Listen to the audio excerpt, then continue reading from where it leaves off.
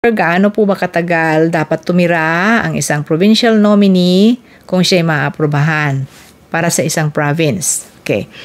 Ang sagot ay wala naman nakasulat na definite na number of years na dapat ka talagang tumira sa isang probinsya, pero requirement po yun. Requirement yon na dapat kang titira dahil ininominate ka ng isang probinsya para sa permanent residency. Yan.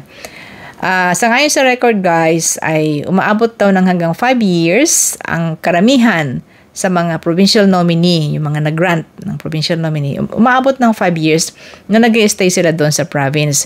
Kasi kaya kayo napunta sa province na yan ay para solusyonan yung shortage para sa worker sa isang province. Yun yung requirement ng programa.